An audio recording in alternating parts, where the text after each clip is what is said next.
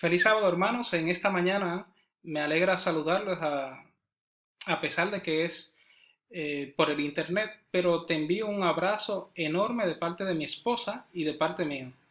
Así que en esta mañana no solamente me llena de alegría poder eh, compartir contigo estas palabras, también me llena la alegría de que es sábado. Y es por eso que en esta mañana quiero pedirte que tú me acompañes allí donde estás para que esta reflexión corta pero poderosa, porque es la palabra de Dios, pueda enseñarnos algo en medio de esta situación. Acompáñame a orar. Padre eterno, te agradecemos porque tu palabra es maravillosa, porque en este sábado has prometido que será de delicia santa. Bendito para ti, Señor. Por eso queremos, en medio de esta situación difícil, olvidarnos de lo que estamos pasando y pensar en aquellas promesas de un cielo nuevo y una tierra nueva. Ayúdanos, Señor, que en esta mañana, a través de tu palabra, tú nos des fortaleza, nos des firmeza en tu palabra y sobre todo nos ayudes si en algún momento hemos titubeado a volver a poner nuestra vista fija en ti, Señor. Te lo pedimos y te lo agradecemos en el nombre de Jesús. Amén. Quiero compartir una reflexión que puede escucharse en muchas personas en estos días y es, tengo la pregunta aquí, ¿dónde está Dios cuando me suceden estas cosas? ¿Dónde está cuando pasan estas cosas? ¿O por qué me pasan estas cosas a mí? Si es un Dios, ¿por qué Él no aparece? Pues la Biblia da respuesta a esta pregunta. ¿Dónde está Dios cuando me suceden estas cosas? El capítulo 18 al capítulo 21 de Génesis nos dicen y apareció. Vamos a ver más adelante que en la vida de Abraham, los capítulos del 18 al 21 de Génesis nos enseñan respuestas a la pregunta que nos acabamos de hacer. ¿Dónde está Dios cuando suceden estas cosas? Veamos las 7 enseñanzas que nos imparte su palabra en estos capítulos. Vamos con la primera. Dios se le aparece a Abraham. En el capítulo de Génesis, capítulo 18, verso 1, nos dice, después le apareció Jehová en el encinar de Manre, estando él, Abraham, sentado a la puerta de su tienda, en el calor del día. ¿Me acompañan? Pues, si nosotros leemos, después le apareció, pero ¿después de qué? En el capítulo 17, lo último que nos comenta la Biblia es que Abraham había practicado la circuncisión. O sea, en esta ocasión, Dios se le aparece, pero no tiene un mensaje como en otras ocasiones sobre la descendencia, sobre las promesas. Simplemente se le apareció a Abraham. Esto nos ayuda a entender que la situación por la que se le apareció a Abraham el Eterno, es por su estado de salud.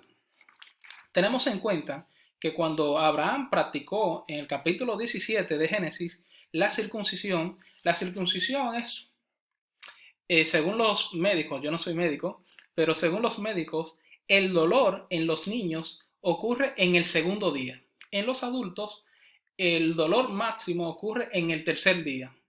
Es decir, que Dios se le apareció a Abraham en su dolor, o sea, a partir del tercer día. Y esto nos responde una pregunta. Dios se le aparece a cualquier persona que está en medio de un dolor. Si tú estás sufriendo eh, un dolor, una pérdida, una enfermedad, incluso en esta situación del coronavirus, si te ha sucedido algo o un familiar está sufriendo de esta infección del virus, Dios, tú puedes tener la seguridad que Dios se le aparecerá. Así como lo hizo con Abraham en medio de su dolor, Dios también puede aparecer en medio de tu dolor. A Abraham se le presenta la oportunidad de interceder por 5 ciudades. En Génesis 18:16 dice, y los varones se levantaron de allí y miraron hacia Sodoma, y Abraham iba con ellos. En esta ocasión el Eterno se le manifiesta a Abraham y le comparte los motivos por los que él está allí. Uno, reprochar la incredulidad de Sara y eliminar toda duda de que ella sería la madre de una multitud de muchedumbres, de pueblos, de naciones.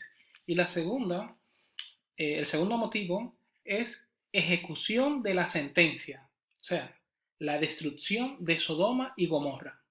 Es entonces que Abraham aprovecha la oportunidad para interceder por los justos de aquel lugar, pues su esperanza era que Lot, que se había apartado de él y había ido hacia la llanura de Sodoma y de Gomorra, haya podido dar un testimonio certero, un testimonio de que Dios es el dueño del oro y la plata, según Ageo 2.8, y como nos dice el Salmo 24.1, que de Jehová es la tierra y su plenitud, el mundo y los que en él habitan. Esta era la esperanza de Abraham, y es por este motivo que Abraham en su intercesión comienza con 50 justos. Él decía, bueno, si Lot ha dado el testimonio, tiene que haber más personas que creen en que Dios es el creador de los cielos y la tierra. Y comienza en el capítulo 18,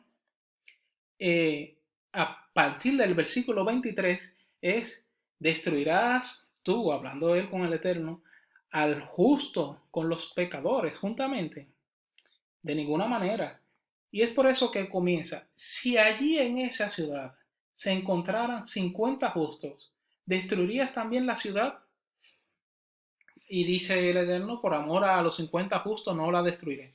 También sigue la secuencia de que en la segunda intercesión él pide por si faltan 5. En la tercera intercesión él pide por si faltan 5 a esos 45. Vemos que a partir del verso 29, ya él comienza, no se da cuenta de 5 en 5, sino de 10 en 10. Si a esos 40 le faltaran 10, y si a esos 30, y así sucesivamente hasta que llega al verso 32, y si allí se encontraran 10, vemos que a partir del verso 29 hasta el verso 32 se repite la secuencia del número 10. En la Biblia, el número 10 representa un estado completo. Podemos ver que los 10 mandamientos, como tengo aquí, casi se me va, aquí está, los 10 mandamientos. Este es un ejemplo de el número completo. Vemos también las 10 palabras que el Eterno dijo en la creación y llegaron a ser realidad, es decir, de algo que no existe, de nada, o sea, de la nada, vino a existir porque Él lo dijo. También vemos las 10 generaciones justas que sucedieron del linaje de Set antes de que Noé hallara gracia delante de los ojos de Jehová y pudiera ser salvo él y su familia en el arca. También vemos las 10 plagas de Egipto. Otro ejemplo es las 10 vírgenes que Jesús usa para comparar el reino de los cielos en Mateo 25. Las 10 bienaventuranzas, los 10 leprosos que Jesús sana, entre otros ejemplos, que si seguimos, todo se iría en este descubrimiento del número 10. Ahora, es curioso que Abraham tiene la oportunidad de interceder por 10 justos, pero si nosotros hacemos cuenta, de 50, entre 10 dan un 5. Ese 5 representa 5 ciudades. Estas 5 ciudades podemos verla, a ver si, no la tengo aquí. Podemos verla en el capítulo de Génesis, capítulo 14, sí, verso 14. En el capítulo 14, el verso 2 habla de 5 reyes y 5 ciudades. Y el verso 8 habla de 5 ciudades. Y dice: y saliendo el rey de Sodoma, el rey de Gomorra, 2, el rey de Adma, 3, el rey de Seboín, 4, y el rey de Bela, que es Zoar, número 5. Vemos que él está intercediendo por estas 5 ciudades. Es interesante que hoy tenemos la oportunidad también de interceder por 10 personas. No porque nosotros seamos justos, no porque esas 10 personas sean justas, sino por la justicia de Cristo Jesús. Y yo te hago la pregunta, ¿no te gustaría en este momento incluir a 10 personas en tu lista para orar por esta salud de estas 10 personas, por su familia, por su economía, por su bienestar? Tenemos tiempo en esta cuarentena de interceder por 10 personas. La tercera enseñanza es la siguiente. A pesar de Lot apartarse de Abraham, aún recuerda las costumbres aprendidas. Vemos que Génesis 19:1 nos cuenta que llegaron pues los dos ángeles a Sodoma a la caída de la tarde, y Lot estaba sentado a la puerta de Sodoma. Estos dos ángeles son los dos varones que se le aparecieron en el capítulo 18 a Abraham junto con la manifestación del Eterno. Y viéndolos, Lot se levantó a recibirlos y se inclinó hacia el suelo y dijo: Ahora, mis señores, os ruego que vengáis a casa de vuestro siervo y os hospedéis y lavaréis vuestros pies, y por la mañana os levantaréis y seguiréis vuestro camino. Y ellos respondieron: No, que en la calle nos quedaremos esta noche. Vemos que en la tienda de su tío Abraham, el tío de Lot,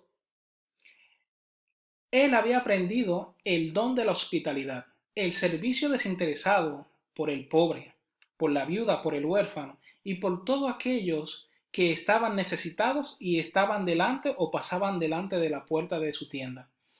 Y es curioso que así como Abraham estaba sentado en la puerta de su tienda, también Lot estaba sentado a la puerta de Sodoma, con el interés de ver cualquier persona a la que podía con sus esfuerzos ayudar. Hay algo en que pensar. Hay días, hay momentos, hay horas en las que tú te preguntas, ¿por qué mi hijo, mi hija, mis nietos incluso, se han apartado de los caminos de Dios si yo he hecho todo lo que estaba en mis manos? ¿Qué es lo que habrá pasado? ¿Qué yo hice mal? ¿O qué yo no habré hecho? Realmente no tenemos la respuesta a esta pregunta, pero lo interesante es que la Biblia también da respuesta a esta inquietud. Vamos a ver en el libro de Génesis, el capítulo 19, el verso 29, donde dice: Aconteció que cuando Dios destruyó las ciudades de la llanura, Dios recordó a Abraham. Así como Dios recordó a Abraham en medio de la ejecución de su juicio, así también Dios recuerda tus pedidos, recuerda tus lágrimas, recuerda aquella intercesión que tú has hecho con todo tu corazón delante de sus pies, por aquel hijo, por aquel nieto, por aquella hija. Y lo interesante es que así como dice que hizo salir a Lot de en medio de la destrucción, confía tú también, porque Dios también se recordará de ti, de tus seres queridos, antes que venga la destrucción. Vamos a ver la cuarta enseñanza, el titubeo. Génesis 19:16 dice: Y deteniéndose él, o sea, Lot, los varones asieron de su mano, lo agarraron por las manos, y de la mano de su mujer y de las manos de sus dos hijas, según la misericordia de Jehová para con él, y lo sacaron y lo pusieron fuera de la ciudad. En otras versiones, el texto nos da más detalles, pero como Lot se tardaba, yo me puedo hacer una pregunta. ¿Qué podría ser más importante que salvar la vida? La propia vida. Ya no digo la vida de otros, la propia vida cuando estamos en una situación como la de Lot. Hoy cada uno de nosotros llevamos un poco de Lot. Titubeamos en creer en las promesas y aferrarnos a las promesas de Dios. Incluso a veces nos olvidamos que Dios tiene poder para ayudarnos en cualquier situación donde nos encontremos. Creo que tú y yo también tenemos un poquito de Lot en nuestros días. Vamos a ver la quinta enseñanza.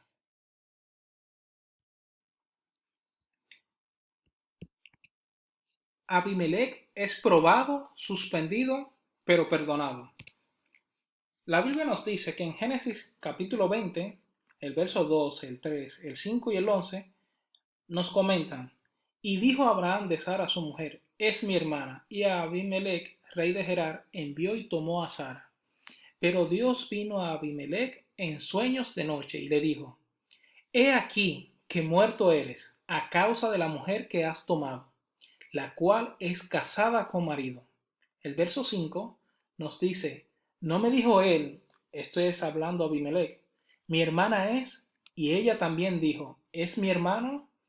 Con sencillez de mi corazón y con limpieza de mis manos he hecho esto. Y Abraham respondió, esto es el verso 11, porque dije para mí, ciertamente no hay temor de Dios en este lugar, y me matarán por causa de mi mujer. Este era el asunto en que Abraham, en vez de aferrarse a las promesas de Dios, utiliza un método extraño, el cual le haría saber a Abraham si los habitantes de la tierra de los filisteos, tenían temor de Dios. Aparentemente, Abimelech no había hecho nada malo, según sus palabras. Hechos capítulo 15, verso 20 nos dice, sino que les enviemos un mensaje diciéndoles que se aparten de la contaminación de lo que se sacrifica a los ídolos, de fornicación de lo estrangulado y de sangre. Esto o estas son las medidas que toman los judíos para los nuevos creyentes. Estas medidas son las leyes que se observaban desde la primera generación, o sea, la descendencia de Seth, hasta que Moisés se le entregó los 10 mandamientos en el monte Sinai. Es interesante ver que en este asunto, lo que había hecho el rey, según lo que él dice que no hizo, pero que hizo, era el adulterio, la fornicación. ¿Por qué? Porque el rey ya tenía a su esposa. El rey tenía, además de su esposa, tenía concubinas. Imagínense que el derecho que tenía el rey, por ser dueño de toda la tierra, dentro de todos los derechos no le daba el derecho de tomar a cada mujer y llevarla a su harén.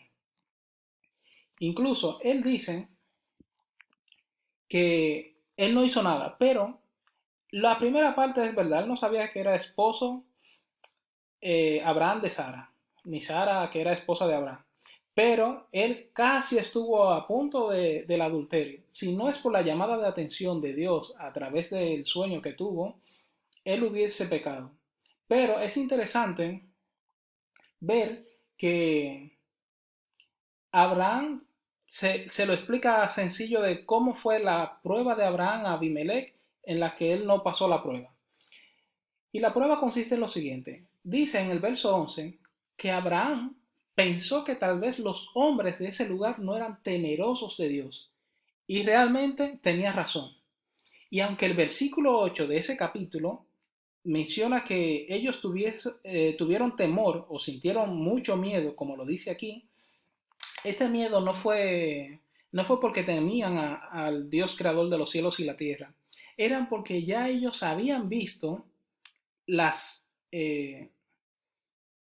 cenizas, el humo que ascendía a los cielos cuando Dios destruyó a Sodoma y a Gomorra.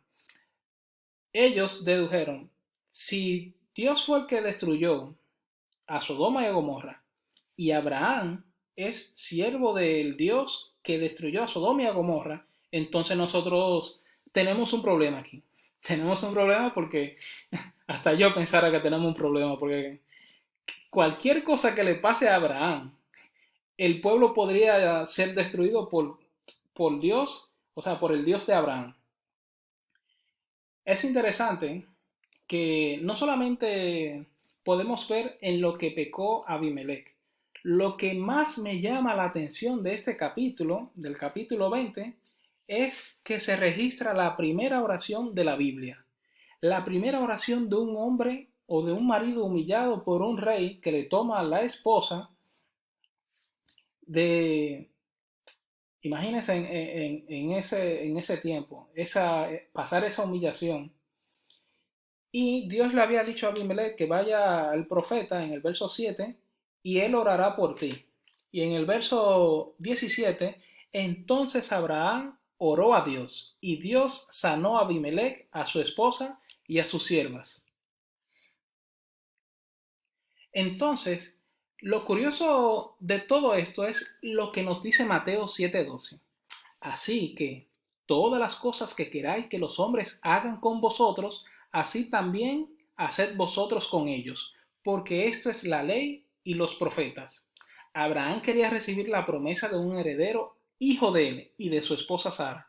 Por eso perdonó a Abimelech cuando éste se lo pidió. Hay que tener en cuenta algo que no debemos pasar por alto. El ofendido, al que se ofende, nunca debe resistirse a perdonar si el ofensor le pide perdón. Así como en la oración modelo se dice, Padre, perdona nuestras ofensas, como también nosotros, ¿qué cosa? Perdonamos a los que nos ofenden. Vemos que Abraham fue la primera persona que oró, la primera persona que puso en práctica esto que ya nuestro Señor Jesucristo había dicho en Mateo 7. Pero es interesante que en el verso 20, capítulo 21, perdón, verso 1, capítulo 21, en el capítulo 20, Dios ora por Abimelech y dice, y Dios sanó a Abimelech y a su mujer y a sus siervas y tuvieron hijos. Y el capítulo 21 dice, y recordó Jehová a Sara como había dicho, y a Jehová le hizo a Sara como había prometido. Es decir, que lo que tú quieres que Dios haga contigo, tú tienes que hacerlo con otra persona. Así como Dios hizo con Abraham, de que Sara pudo ser fértil y dar un hijo, así también nosotros tenemos que obrar con los demás, desearle lo mejor. Y la sexta enseñanza y la penúltima, ya terminando, el Dios de los milagros. El Dios de los milagros se acuerda de Sara. En Génesis capítulo 21:1 dice que visitó Jehová a Sara, como lo había dicho, e hizo Jehová con Sara como había hablado. El milagro no era que un hombre de 100 años, como dice el verso 5, y Abraham tenía 100 años de edad cuando le nació su hijo Isaac, fuera que tuviera un hijo, sino que queda registrado más adelante en el capítulo 25 de Génesis, que Abraham tuvo otros 6 hijos con una concubina llamada Ketura. O sea que el milagro no era de que Abraham a los 100 años tuviera un hijo. ¿Y cuál era el milagro? Pues el milagro era que una mujer ya anciana, de 90 años, que no le llega la regla, tuviera un hijo. Ese es el Dios de los milagros, el Dios que se acuerda de ti. Y no solamente eso, vemos que por la fe también la misma Sara, siendo estéril, recibió fuerza para concebir y dio a luz aún fuera del tiempo de la edad, porque creyó que era fiel quien lo había prometido. Por eso el hijo es llamado Isaac, el que hace reír, el que provoca la risa de sus padres, como lo dice Génesis 17:17 y Génesis 18:12. Esta palabra de que por fe, por la fe, también la misma Sara, ella es una de las pocas mujeres que se registra en Hebreos, en el Salón de la Fe. Hay un Salón de la Fama en el mundo, pero en la Biblia hay un Salón de la Fe. Yo espero, mi querido amigo y mi querida amiga, que tú te encuentres en ese salón y creas en el Dios de los milagros, porque Dios se acuerda de ti. Así como nos dice 2 de Corintios 6:16, ustedes son el templo del Dios vivo. Ya Dios lo ha dicho, habitaré y andaré entre ellos, y yo seré su Dios, y ellos serán mi pueblo. Este es el deseo que Dios tiene. ¿Tú crees en el Dios de los milagros? Pues el Dios de los milagros no solamente quiere hacerte un milagro, quiere habitar en medio de ti, en medio de tu familia, en medio de tu pensamiento. Vamos a pasar a la última enseñanza, que es los juramentos que nos destruyen. Y por último, quiero citar el capítulo 21 de Génesis, los versos 22 al 25. Y nos dice la siguiente palabra. Aconteció en aquel mismo tiempo que habló Abimelech y Ficol, príncipe de su ejército, a Abraham diciendo, Dios está contigo en todo cuanto haces. Ahora pues, júrame aquí por Dios que no faltarás a mí, ni a mi hijo, ni a mi nieto, sino que conforme a la bondad que yo hice contigo, harás tú conmigo y con la tierra en donde has morado. Y respondió Abraham, yo juraré. Y Abraham reconvino a Abimelech a causa de un pozo de agua. Es decir, Abraham reprochó a Abimelech por un pozo de agua que los siervos de Abimelech le habían quitado. Es interesante ver que, por último, Abimelech, viendo que Abraham es bendecido en todo, y ese en todo se refiere a la batalla que él libró contra 5 reyes, que lo vimos en el capítulo 14 de Génesis, y venció y obtuvo la victoria y recuperó todas las personas y los bienes y a su sobrino Lot, también se está refiriendo a que en medio de un sueño Dios obra a favor de Abraham. Y no solamente eso, que a la edad de 100 años, él, Abraham, tiene un hijo. O sea, él ha enumerado cada una de las cosas y dice, oye, yo quiero que a mí me vaya bien porque yo quiero hacer una alianza con este hombre porque este hombre Dios lo está bendiciendo en todo. Y si Dios lo bendice en todo, yo quiero también recibir parte de esto. Y es interesante que esa alianza que comienza bien termina en batallas. Batallas, ¿por qué? Porque en la vida de Isaac, cuando ya muere Abraham, vemos que una de las cosas que hace Abimelech y su descendencia es robarle los pozos a Isaac. Y no solamente eso. Si ustedes se ponen a ver, hay una parte interesante y es que Abimelech dice, Dios está contigo en todo. Ahora júrame por Dios, aquí por Dios, que no faltarás a mí, a mi hijo ni a mi nieto. Es decir, su tercera generación. ¿Y esto porque él dice su tercera generación y no va más allá? Esto quiere decir que aquí se está hablando de un juramento limitado. ¿Limitado a qué? Limitado a la cuarta generación de Abraham. Porque Dios ya le había anunciado a Abraham que a la cuarta generación él los iba a volver a traer a esta tierra para hacer la suya. ¿Y qué se refiere a esta cuarta generación? Esta cuarta generación es lo que nos dice el libro de Génesis capítulo 15, verso 15, que se trata después que ellos salieran de la esclavitud del pueblo, o sea, de la tierra de Israel, de Egipto, perdón, de la tierra de Egipto.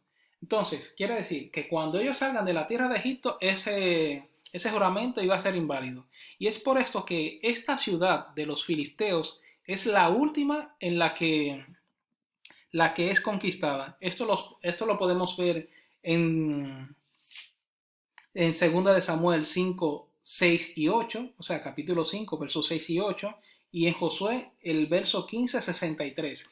El Josué 15, 63 dice que esta es la última ciudad que conquista el pueblo de Israel. Esta ciudad se llamaba Jebús y David le cambió el nombre y le puso porción, fortaleza de David. Pero este es otro tema que trataremos más adelante. Es interesante ver que la parte interesante de estos versos no solamente es este juramento que ellos no cumplen, los filisteos, es la parte que Abraham reprochó a Abimelech a causa de un pozo. Este pozo, según Jeremías, vamos a ver qué nos dice, qué es el significado del pozo y por qué Abraham reprocha a Abimelech por un pozo. Jeremías 2:13 nos dice, o nos responde la pregunta, porque dos males ha hecho mi pueblo. Me dejaron a mí, fuente de agua viva, y cavaron para sí cisternas, cisternas rotas que no tienen agua. Es decir, que el pozo o el agua o el manantial, ¿a quién se refiere? Se refiere al mismo Señor, al mismo Todopoderoso. Me dejaron a mí fuente de agua viva. Miren, es interesante que Abraham sabía quién era el agua viva y no permitió al rey Abimelech que él le pusiera condiciones ni le dijera dónde cavar el pozo ni nada de esto, porque Abraham era autónomo para cavar su propio pozo, es decir, buscar espiritualmente a quien él quería ser que fuera su Dios. En Por último, quiero compartir la parte final, y es que no permitas que personas te impongan costumbres o tradiciones familiares. Muchos sufren por el qué dirá mi familia si voy a la iglesia, el qué dirá mi esposo o mi esposa si me ve con la Biblia en la mano. Hoy Dios desea darte la oportunidad de saciar tu sed, pero saciar tu sed con el agua de vida que es en Cristo Jesús. Así como el pozo representaba el manantial de vida para Abraham y invocó el nombre de Dios allí, tú puedes invocarlo, el nombre de Dios aquí, leyendo su palabra cada día.